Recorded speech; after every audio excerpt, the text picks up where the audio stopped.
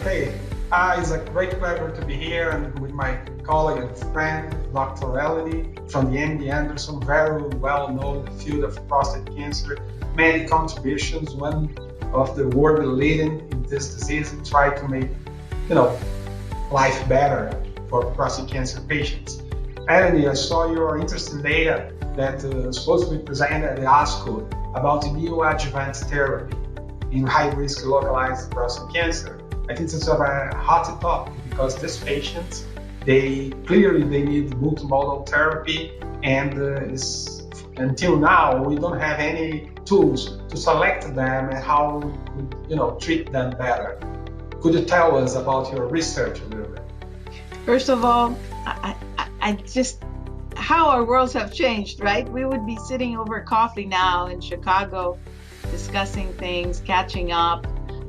Thank you for hosting me, and I miss being in Brazil too, or we would be in your meeting rooms. And congratulations to the colleagues from Brazil for their work and presentation at ASCO.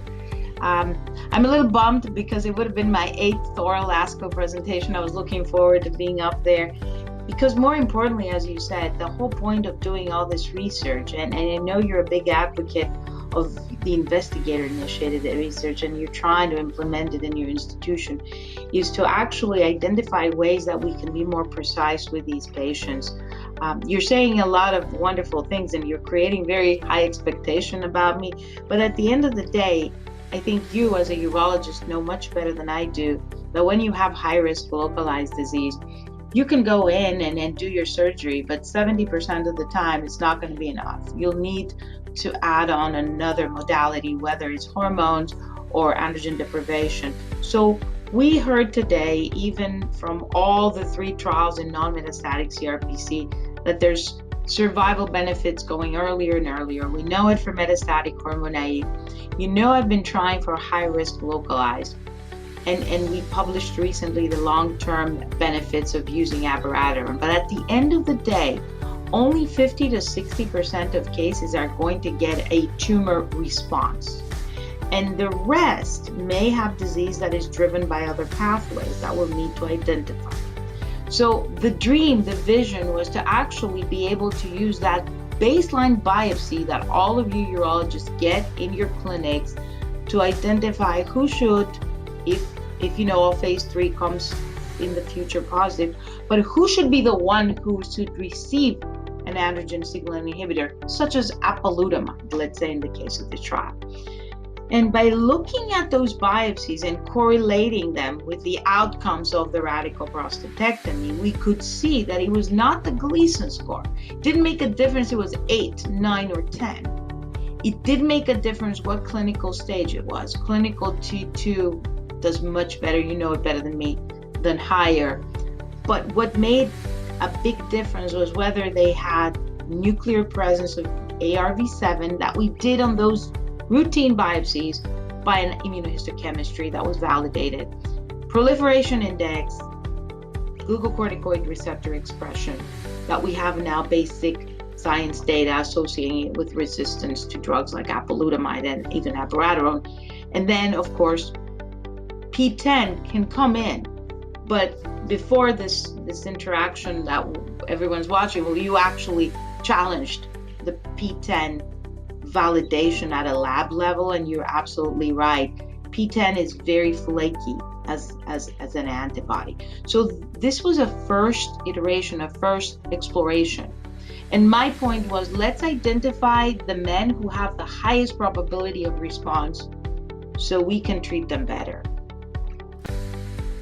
Oh, and that's why in our abstract that the Gleason score, and particularly in this set of patients, is not so important as like P10 and everything. Should we think about these high-risk patients the way that we think in metastatic patients? Do you think that's the relation that we could, a parallel that we can make between metastatic patients and high-risk localized disease? Do you think so?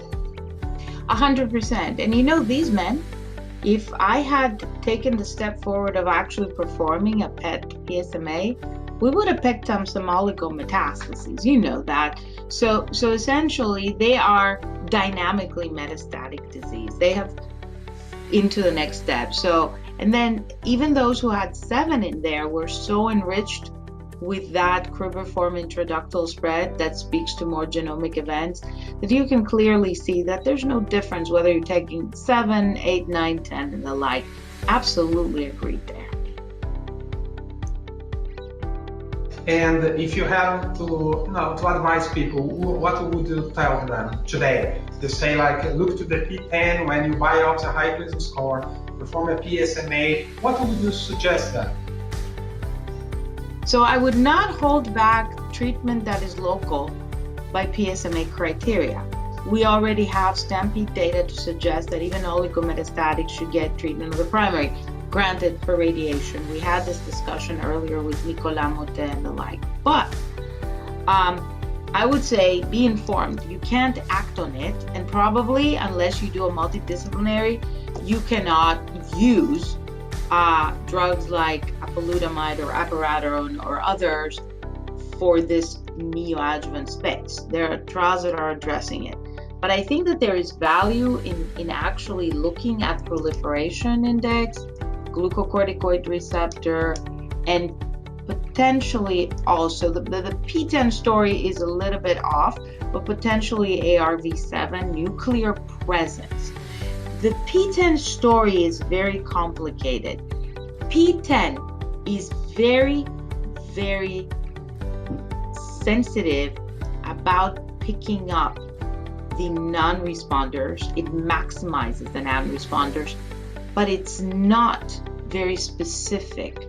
So it picks up patients who had an excellent response. And I would not stop a patient from receiving a drug like abiraterone or apalutamide based on P10 loss. One of the comments on Twitter that I'm actually getting from one of our Brazilian colleagues is, would you try to actually combine it with an AKT pathway inhibitor, which would be the next logical step. So that would be the step. But P10 loss alone would not guide, in the future at least, what I would do with regard to using novel androgen signaling inhibitors. Very nice. So my last question is, do you think that you are going to change our landscape to approach these patients very soon, or you believe that we are a little bit far away yet? What's your feelings about how you address these patients?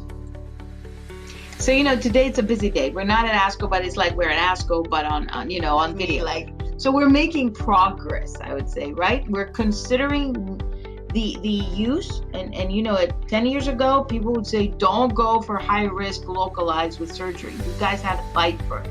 So we're there. So the next step is, what do we add on it? And you had some wonderful ideas.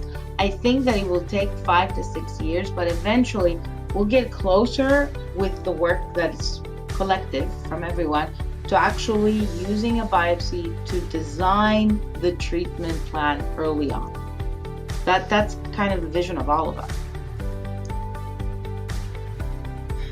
So, very nice to talk to you, very exciting data. I think that you are running and try to find the right pathway to make life better for these patients. Thanks, Eleni, to join us. I'm happy. Have a great day.